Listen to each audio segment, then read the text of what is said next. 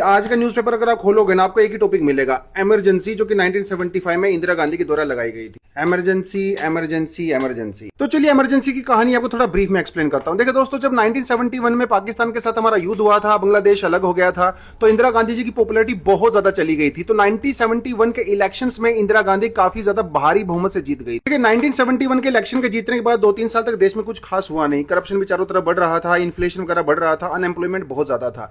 इसी बीच में अहमदाबाद में एक बड़ा इंपॉर्टेंट इवेंट होता है जिसे नव निर्माण मूवमेंट कहते हैं। बेसिकली अहमदाबाद के अंदर एक कॉलेज होता था जिसे कहते थे एलडी इंजीनियरिंग कॉलेज।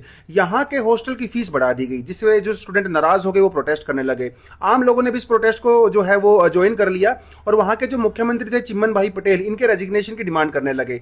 और ये प्रोटेस्ट इतने ज्यादा बढ़ गए कि आखिर में चिम्मन भाई पटेल को रिजाइन करना पड़ा और गुजरात के अंदर प्रेसिडेंट रूल लग गया। तो गुजरात में इस इवेंट की वजह से कांग्रेस की सरकार काफी ज्यादा वीक हो गई थी। और इसी बीच में इसका असर आपको पटना बिहार में भी देखने को मिलेगा, जहां पे जेपी नारायण, जयप्रकाश नारायण जी ने जून 5, 1974 को टोटल रेवोल्यूशन की डिमांड कर दी, जिससे पटना के अंदर बहुत सारे कॉलेज के स्टूडेंट्स और आम आदमी सड़कों पे आ गए। और इसी बीच में 12 जून 1975 को इलाहाबाद हाईकोर्ट ने पता क्या किया, इन्होंने कहा कि 1971 के इलेक्शन में इंदिरा गांधी जी जो इलेक्शन जीती थी वो फ्रॉड करके जीती थी। और इलाहाबाद हाईकोर्ट ने उस इलेक्शन की विक्ट्री को इनवैलिड कर दिया और इंदिरा गांधी के ऊपर 6 साल के लिए बैन लगा दिया। तो इलाहाबाद हाईकोर्ट के डिसीजन के अगेंस्ट में इंदिरा गांधी जी सुप्रीम कोर्ट गई, लेकिन सुप्रीम कोर्ट से कुछ खास रिलीफ नहीं मिला। तो इंदिरा गांधी जी पहुंचती अपने बेटे के पास, जिनका नाम था संजय गांधी। संजय गांधी भैया उस समय बहुत ही पावरफुल पोजीशन में थे। ऐसा कहा जाता है कि सरकार के अंदर मोस्टली डिसीजन जो है वो संजय गांधी ही लिया करते थे।